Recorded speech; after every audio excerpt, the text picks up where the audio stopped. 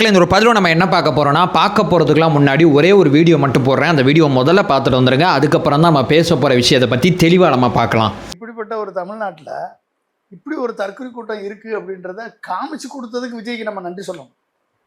ஓ, இப்படி ஒரு தற்கொலை கூட்டமெல்லாம் இருக்குது. ஓ, தறிகட்டு போகக்கூடிய தற்கொலை கூட்டம், வரமுறை இல்லாத தற்கொலை கூட்டம், புருஷன் எனக்கு தேவையில்லை எனக்கு விஜய் தான் வேணும்னு சொல்கிற விபச்சார கூட்டம். விஜய் அண்ணா கல்யாணம் பண்ணிக்கிறோம், அண்ணாவாக இருந்தாலும் அண்ணாவாகவும் இருப்போம், தங்கச்சியாகவும் இருப்போம், நாங்கள் தங்கச்சியாக இருப்போம், அக்காவாக இருப்போம், பொட்டாட்டியாக இருப்போம்னு சொல்லக்கூடிய ஒரு விபச்சாரிகள் நிறைந்த ஒரு ரசிகைகள் இருக்கக்கூடிய ஒரு தற்கொலை கூட்டம் இங்கே இருக்குது அப்படின்றத வீடியோ பார்த்தீங்களா?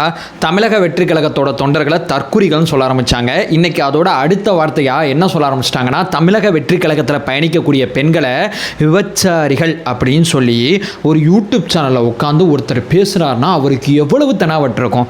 நேத்திலேருந்து நம்ம கட்சியோட விர்ச்சுவல் வாரியர்ஸ் இவரை ரவுண்டு கட்டிக்கிட்டு இருக்காங்க. யாராலுமே இவருடைய பேச்சை பார்த்தீங்கன்னா ஏற்றுக்க முடியல. இது மட்டும் இல்லாமல் நம்ம கட்சியோட அஃபீஷியல் ஐடிவிங்லேருந்து நைட்டு 1 மணிக்கு தகவல் கிடச்சி இதை கண்டிக்காம நம்ம அத்தனை பேருக்கும் தூக்க வராது, இவர் மன்னிப்பு கேட்கணும்னு சொல்லி கண்டனம் தெரிவிச்சிருக்காங்க. நம்ம கட்சியோட துணை பொதுச் செயலாளர் ராஜ்மோகன் நைட்டு கண்டனம் தெரிவிச்சிருக்காங்க. நம்ம கட்சியோட மாநில நிர்வாகிகள், நம்ம கட்சியோட மகளிர் அணி உட்பட அத்துணை பேருமே இந்த பேச்சை விடக்கூடாது. திமுக ஆதரவாளர் இருக்கக்கூடிய பொன்ராஜ் அவர்கள் மன்னிப்பு கேட்கணும், இல்லை இவர் மேல சட்ட நடவடிக்கை எடுக்கணும் அப்படிங்கிறதுல ரொம்ப தீவிரமா இருக்காங்க. இப்போ உங்களுக்கு ஒரு டவுட் வரலாம், எங்க பேசினாரு, எப்ப பேசினாரு, என்ன ஏது எதை பத்தியும் புரியாம ஒரு பேச்சை எடுத்து வந்து கண்டனம் தான் எனக்கு புரியல, இவர் என்ன கான்டெக்ட்ல பேசினார் உட்பட எல்லாத்த பத்தியும் தெளிவா நம்ம பார்க்கலாம். இந்த ஒரு பதிவை பொன்ராஜ் அவர்கள் மாதிரி பேசிக்கிட்டு இருக்கக்கூடிய அத்தனை பேருக்குமே சரியான ஒரு தரமான பதிலடியா இருக்கும். இந்த வீடியோ பார்த்தாங்கன்னா இவங்க அந்த பேச்சை நிப்பாட்டிடுவாங்க. ஒன் பை ஒன்னா தெளிவா நம்ம பார்க்கலாம். வணக்கம், வாங்க பதிவுக்குள்ள போலாம். இப்போ முதல் விஷயம் மக்களே, ஆக்சுவலாக பார்த்தீங்கன்னா பொன்ராஜ் அவர்களோட பேரை பயன்படுத்தும் போது இல்லைங்க இவர் அப்துல் கலாமோட ஆலோசகர் உதவியாளர் அப்படிங்கிற வார்த்தையை தயவு செய்து பயன்படுத்தாதீங்க. ஏன்னா அப்துல் கலாம் ஐயா பார்த்தீங்கன்னா இளைஞர் நிறைய பேர் அரசியலுக்கு வரணும், பெண்கள் நிறைய பேர் அரசியலுக்கு வரணும், அரசியல் அப்படிங்கிறது வேற மாதிரி மாறணும், இந்த அரசியல் களம் இப்படி இருக்கக்கூடாதுங்கிற பெருங்கனவு கண்டவர். அவருடைய ஆதரவாளர், அவருடைய ஆலோசகர் அப்படின்னு சொல்லி இவரை சுருக்கிறாதீங்க. இவர் மக்கள் நீதி மையத்தில் போட்டி போட்டு தோத்து போனவர்.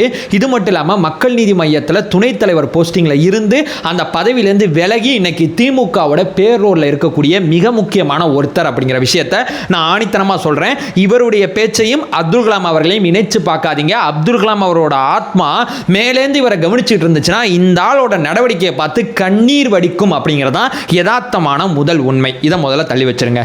இப்போ ரெண்டாவது, எங்க பேசினார், எப்ப பேசினார் அப்படிங்கிற ஏறத்தாழ பல்வேறு விதமான கேள்விகள் வரும்போது ஒரு 7 நாளைக்கு முன்னாடி கிங் 360 அப்படிங்கிற ஒரு யூடியூப் சேனலில் ஒரு 20 நிமிஷத்துக்கு மேலே இவர் ஒரு இன்டர்வியூ கொடுத்துருக்காரு. அந்த இன்டர்வியூ நான் சைடில் போடுறேன். அந்த இன்டர்வியூவில் இவ்வளவு கேவலமான ஒரு ஸ்டேட்மெண்ட்டை இவர் பேசியிருக்காரு. அந்த யூடியூப் சேனல் இதை எடிட் பண்ணாமல் அப்படியே போட்டிருக்காங்க. இந்த விஷயத்தை அந்த நேர்காணல் எடுக்கக்கூடிய நபரும் கண்டிக்கவே இல்லை.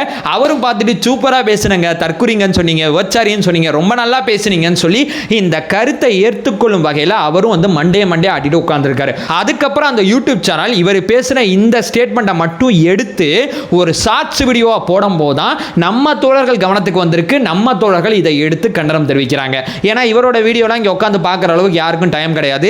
ஏன்னா இவர் கிளை, நாங்க மரத்தோட சண்டை போட்டுட்டு இருக்கோம், மரத்தோட சண்டை போட்டுட்டு இருக்கும்போது இந்த கிளை ஏதாவது அதிகமா பண்ணா வச்சு அடிச்சுப்போம், மற்றபடி இந்த கிளையெல்லாம் கண்டுக்க தேவையில்லை. இந்த மாதிரி ஏகப்பட்ட கிளைகள் இருக்கு, இந்த கிளைகளை கண்டுக்க தேவையில்லைங்கிறதுல நம்ம தோழர்கள் ரொம்ப தெளிவா இருக்காங்க.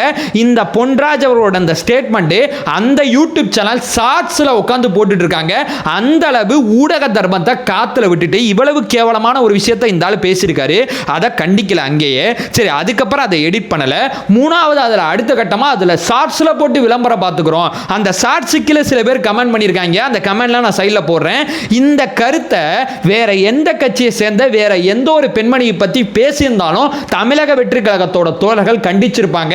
ஏன்னா அரசியல் களத்துக்கு பெண்கள் வர்றதே ரொம்ப கம்மியா இருக்கு. சமத்துவ சிந்தனையில திமுக பயணிச்சுக்கிட்டு இருக்கு, சமூக நீதி அடிப்படையில் திமுக பயணிச்சுக்கிட்டு இருக்குன்னு வாயால சொல்லுவாங்க. ஆனா இவங்க பெண்களுக்கு பெருசா வாய்ப்பை கொடுக்க மாட்டாங்க. நல்லா கவனிச்சு பார்த்தீங்கன்னா இப்ப பாண்டிச்சேரியில கேண்டிடேட் லிஸ்ட் போட்டிருக்காங்க. திமுக ஒரு பெண்ணு கூட வாய்ப்பு கொடுக்கல, அதிமுகவும் பண்ணல, பாஜகவும் பண்ணல. அங்க ரங்கசாமி அவர்களும் தமிழக வெற்றி கழகமும் மிக முக்கியமா 2 பெண்களுக்கு வாய்ப்பு கொடுத்திருக்காங்க.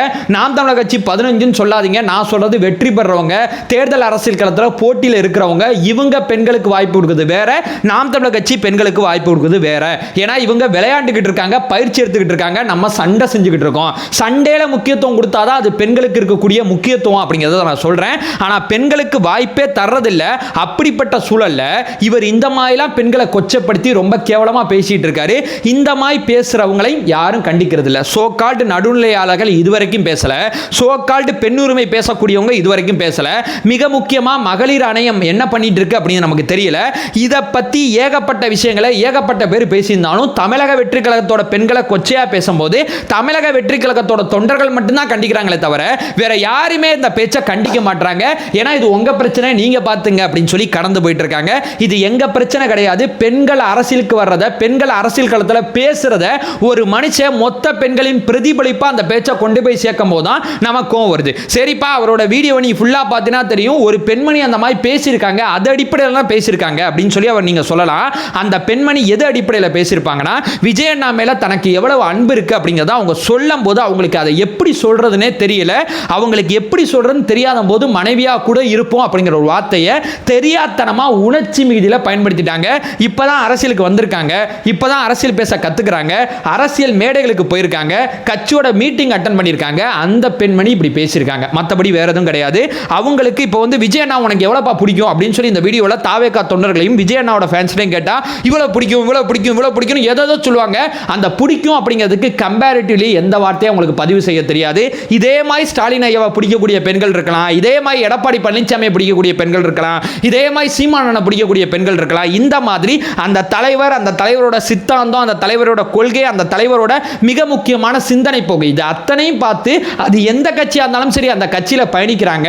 அவங்க கம்பேரிட்டிவ்லி இப்பதான் அரசியல் பேச கத்துக்கிறாங்க. அவங்களுக்கு சொல்லி கொடுங்க, இப்படிலாம் பேசக்கூடாதுங்க, இப்படிலாம் பேசக்கூடாதுங்க, இந்த மாதிரிலாம் பேசினா தப்பா இருங்கன்னு சொல்லி கொடுங்க. அதை விட்டு அந்த கருத்தை எடுத்து வந்து மொத்த பெண்களோட கருத்துன்னு சொல்லி ஒருத்தர் யூடியூப் சேனல்ல உட்கார்ந்து எனக்கு அதிகார வர்க்கத்தோட துணை இருக்கு, நான் என்ன வேணா பேசுவேன், எவன் வேணா என்னை எதுவும் கேட்க முடியாதுங்கிற அந்த இருமாப்போட ஒருத்தர் செயல்படுறாருன்னா அவருக்கு எவ்வளவு தூரம் இந்த அதிகாரம் இடம் கொடுத்திருக்கு அப்படிங்கிறது தான் யதார்த்தமான மிக முக்கியமான உண்மையா இருக்கு. நான் மறுபடியும் சொல்றேன், தமிழக வெற்றி கழகத்தோட தொண்டர்கள்லாம் அது என்ன போற போக்கில் நீங்க தற்குறி கூட்டம், உங்களுக்கு அது தெரியாது, உங்களுக்கு இது தெரியாதுன்னு பேசுறீங்களே. ரொம்ப நியாயமா உங்கள்ட்ட ஒரு கொஸ்டின் கேட்கிறேன். மதுரை மாநாட்டில் 10 லட்சம் பேர் பங்கேற்றாங்க. 10 லட்சம் பேர்ல நீங்க இது மேல ஏறலாம் அது மேல தாவறலாம் சொல்றீங்களே, அவனுடைய எண்ணிக்கை ஒரு 1000 பேர் கூட இருக்காது. 10 லட்சம் பேர்ல 1000 பேர் எவ்வளவு? 1% கீழே இருக்கக்கூடிய நடவடிக்கை மொத்த கூட்டத்தோட பிரதிபலிப்பா நீங்க பேசிட்டு இருக்கீங்க. இதே தமிழக வெற்றி கழகத்தில் ஆளுமை மிக்க எவ்வளவோ பொறுப்பாளர்கள் இருக்காங்க, மேடை தோறும் பெண்களுக்கு வாய்ப்பு கொடுத்து பேசிட்டு இருக்காங்க. மகளிர் தின விழால சாதனையாளர்கள் அத்தனை பேருமே மேடை ஏத்தி என் தலைமை அழகு பார்த்தாப்ல மகளிர் தின விழால பெண்களுக்கு அண்டி ஸ்பெசிஃபையா வாக்குறுதி கொடுத்துட்டு இருக்காங்க. இப்போ கேண்டிடேட் லிஸ்ட் வரட்டும், அந்த லிஸ்ட்ல வெற்றி பெறக்கூடிய பெண்கள் அத்தனை பேருக்குமே தமிழக வெற்றி கழகத்தில் வாய்ப்பு கொடுப்பாங்க. நீங்க திமுக அதிமுக கம்பேர் பண்ணீங்கன்னா தமிழக வெற்றி கழகம் கூடுதலா பெண்களுக்கு வாய்ப்பு கொடுக்கும், எழுதி வச்சுங்க. இந்த மாதிரி பெண்கள் அரசியல் களத்துக்கு வரணும், இளைஞர்கள் அரசியல் களத்துக்கு வரணும், பேசாதவங்க பேசணும், செய்யாதவங்க செய்யணும், கத்துக்காதவங்க கத்துக்கட்டும், தப்பா பேசினாலும் பரவாயில்லன்னு சொல்லி ஒரு பெரிய அரசியல் மாற்றத்தை இதுவரைக்கும் செய்யாத நீங்க யாருமே செய்யல. ஒருத்தர் முன் வந்து செஞ்சுக்கிட்டு இருக்காரு. அவர் பின்னாடி தெரிஞ்சதை கத்துக்கிறோம், தெரியாத தேடி போயிட்டு இருக்கோம், பேச தப்பா பேசிட்டோமா இனிமே கரெக்டா பேசுறோம், இல்ல இப்படி நடந்து கூடாதா இனிமே சரியா நடந்துக்கிறோம் சொல்லி எங்களை நாங்களே மெருகேத்தி கொண்டு இந்த கழகத்தில் பயணிச்சுக்கிட்டு இருக்கோம். அப்படி இருக்கிற எங்களை மிக கொச்சையா மிக கேவலமா ஒருத்தர் தரைகுறைவா ஒரு ஊடகத்தில் உட்கார்ந்து பேசும்போது ஒருத்த மட்டும் போராடிக்கிட்டு இருக்கோம் தமிழக வெற்றி கழகத்திலிருந்து, வேற யாருமே இதுக்கு போராடலனா அப்ப இவங்களை இவ்வளவு நாள் இப்படி இருக்கணும் தானே நீங்க ஆசைப்பட்டீங்க. மொத்த கூட்டத்தோட 1% பிரதிபலிப்பு எடுத்து மொத்த கூட்டத்தோட பிரதிபலிப்புன்னு உட்கார்ந்து பேசிட்டு இருக்கீங்க. ஏன் அந்த கூட்டத்துக்கு அரசியல் கத்து கொடுக்கல? ஏன் அந்த கூட்டத்துக்கு அரசியல் சொல்லி கொடுக்கல? ஏன் அந்த கூட்டத்துக்கு எதுவுமே சொல்லி கொடுக்காம அந்த கூட்டத்தை ஒரு தீண்டத்தகாத கூட்டமாயே ஏன் பாக்குறீங்க? நீங்க இவ்வளவு நாள் ஆட்சி அதிகாரத்தில் இருந்தீங்கல்ல, அதிகாரம் உங்க கையில தானே இருந்துச்சு. ஏன் இந்த கூட்டத்தை அரசியல் படுத்தல? இவன் அதை பண்றான், இவன் ரீல்ஸை நோக்கி போறான், இவன் அப்படி பண்றான், இவன் அப்படி பண்றான், இவனுக்கு இது தெரியல, இது மாநில அரசோட உரிமையான்னு தெரியல, இது மத்திய அரசோட உரிமையான்னு தெரியல, தெரியல, கத்து கொடு. ஏன் கத்து கொடுக்கல? அவனுக்கு தெரியாது யாரோட தப்பா இருக்கு. பெருந்தலைமுறையே இந்த அரசியல் இருந்து டிட்டாச்மெண்ட் ஆகி தள்ளி நிக்குது. ஏன் தள்ளி நிக்குது? இந்த கூட்டத்தில் இருக்கக்கூடிய பல்வேறு விதமான தொண்டர்கள் பேசிக்கிட்டு இருக்கோம், கத்துக்கிட்டு இருக்கோம். நான் மறுபடியும் சொல்றேன், எங்களுக்கு தெரியல அப்படிங்கறத நீங்க ரொம்ப கொச்சையா ரொம்ப அவதூறா பேசிட்டு இருக்கீங்க.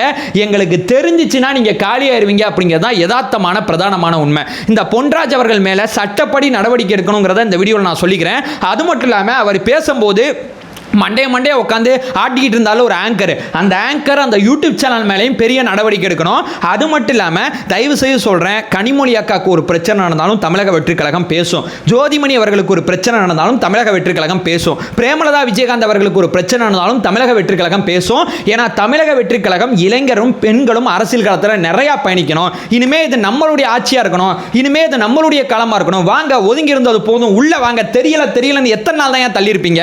சாக்கடைன்னு எத்தனை நாள் ஒதுங்கி இருப்பீங்க? உள்ள வாங்க, தூய்மைப்படுத்துவோம் சொல்லி மிக தீவிரமா அந்த அரசியல் களத்தில் பயணிச்சுக்கிட்டு இருக்கோம். எங்களை ரொம்ப தப்பு, முட்டா பசங்க, தெரியாத பசங்க, இப்போ ஒரு படி மேலே போய் விபச்சாரிகள், நீங்களா விபச்சாரி கூட்டம் அப்படின்னு ஒரு வார்த்தைக்கு போறீங்க. போய்கிட்டே இருக்கீங்களையா எக்ஸ்ட்ரீமா? இந்த கூட்டம் 2026 உங்களுக்கு தகுந்த பாடத்தை கற்றுக் கொடுக்காம ஓயாது அப்படிங்கிறதுல நான் ரொம்ப தெளிவாக இருக்கேன். தற்குறித்தனமான முட்டாள்தனமான இந்த கொச்சையான இந்த பேச்சுக்கு பொன்ராஜ் அவர்கள் நிபந்தனையற்ற மன்னிப்பு பொது வழியில் கேட்டே ஆகணும். அது வரைக்கும் எங்கள் கழகத்தோழர்கள் விடமாட்டாங்க. இதை பெருசாக பேசிட்டு இருப்போம். இனிமே சோகால்டு நடுநிலையாளர்கள், சோகால்டு பெண்ணுரிமை பேசுகிறவங்களும் பேசுங்க. ஏன்னா இது ஒரு கட்சியோட மிக முக்கியமாக ஒரு 1.5 கோடி பேர் பயணிக்கக்கூடிய இந்த கட்சியில் பெண்கள் நிறைய பேர் இருக்காங்க. அத்தனை பெண்களையும் ஒரு ஊடகத்தில் உட்கார்ந்து திமுக ரொம்ப நெருக்கமா இருக்கும், அதிகார வர்க்கத்துக்கு ரொம்ப பக்கத்தில் இருக்கும்ங்கிறது காட்டி அந்த கூட்டத்தை, அந்த கட்சியோட அரசியல தப்பு இருக்குன்னா தப்பு சொல்லியா, விமர்சனம் இருக்குன்னா விமர்சனம் பண்ணு, நான் வேணான்னு சொல்லல, நீங்க விமர்சனம் பண்ணுங்க, சரி தப்பு பார்த்து நாங்க எடுத்துக்கிறோம். அதை விட்டுட்டு ஒரு கட்சியோட பயணிக்கக்கூடிய அத்தனை பெண்களுமே விபச்சாரிகள் ஒருத்தர் உட்கார்ந்து பேசுறாருன்னா இது வரைக்கும் இந்த தமிழக அரசியல் களத்தில் இந்த வார்த்தையை யாருமே பயன்படுத்தினது கிடையாது. எனக்கு தெரிஞ்சு இப்படி ஒரு மோசமான வார்த்தையை பதிவு செஞ்சு பேசிக்கிட்டு இருக்காரு. இதை திமுகவினரும் கண்டிக்கணும் அப்படிங்கிறத நான் இங்கே கேட்டுக்கிறேன். இது மட்டும் இல்லாமல் கட்சி பேதம் இல்லாமல் இந்த பேச்சை கண்டித்து வட்டு மன்னிப்பு வாங்கி கொடுங்க. எங்கள் பெண்கள் சும்மா இருக்க மாட்டாங்க. சிங்க பெண்கள் மறுபடியும் தேர்தல் களத்தில் மிகப்பெரிய எதிர்வினை ஆற்றுவாங்க அப்படிங்கிற விஷயத்தை சொல்லிக்கிறேன். நம்மளை கலாய்க்கிறாங்க, நம்மளை ஓட்டுறாங்க இல்லை, 2026 அத்தனை பேருக்குமே மிகச் சரியான பதிலடியை கொடுப்போம் அப்படிங்கிற ஒன்று சொல்லிட்டு, நமக்கு அரசியல் தெரியாது, நமக்கு இந்த அரசியல் மிக தெளிவாக தெரியுதுங்கிறத தேர்தலில் நம்ம காட்டுவோம் அப்படிங்கிறதான் நான் இங்கே சொல்ல வர மிக முக்கியமான விஷயம். அதை சொல்லிட்டு இந்த வீடியோ நான் என் பண்ணிக்கிறேன். நம்ம சேனலை ஃபர்தராக ஃபாலோ பண்ணிங்கன்னா பொலிட்டிக்கல் சார்ந்து மிக முக்கியமாக பல்வேறு விதமான விஷயத்தை பார்த்துட்டு இருக்கோம். நம்மளோட ஒரே நோக்கம் அறியாமை அகற்ற வேண்டும், அறியாமை அகற்றப்பட வேண்டும். Thank you so much.